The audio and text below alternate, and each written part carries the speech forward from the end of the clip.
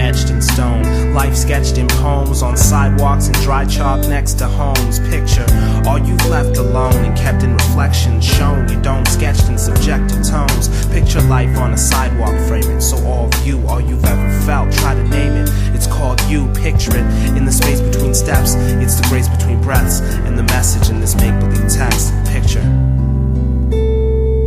God exhaled, the moon shivered in a blue river, stardust fell through space, released and gave its peace to a man in his place beneath, graciously as he laid asleep, draped in sheets with his honest wife in the gold days of his old age. And on this nice August night, his soul raised, he saw this light, the calmest bright like Coldplay. It was all yellow and in its gold rays he saw his plight as it showed him the youth that he forgot about, like how he'd blocked the spout on his house's hose and not let the water out. He thought it out and wondered how he remembered it all.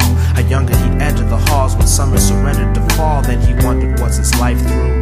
In slumber under this bright moon, like skies after thunder, the light grew and more from the limitless stash of images flashed and poured from the reservoir to mimic his past. He saw himself with his wife growing old, his children's lives he filled with pride as the light showed his soul and his brilliance died.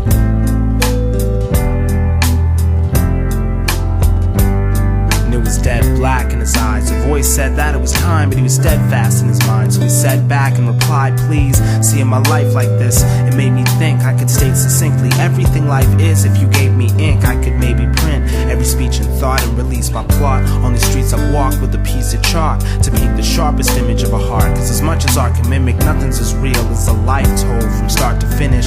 Suddenly the man awoke with a violent cry that strangely didn't seem to disturb the silent sky. His wife was still beside him under the blanket enclosed, and when he looked up at the clock he saw the hands and it froze.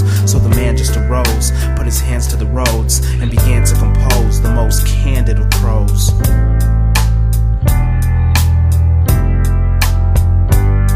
So he wrote every quote spoken and left every breath kept sketched in the next step of concrete. Then death crept and led him to his bed. As the sun began to rise, he titled his surprise the story of the man that died. Then his wife and the townsfolk awoke and were shocked, first by his passing, but then by what he wrote with his chalk. They got the roads blocked by a flock of postmen and cops. He rode from his lot to the edge of town close to the docks, where he used to watch the boats and often joke with his pops. His folks had not long ago passed in that boat with them walked.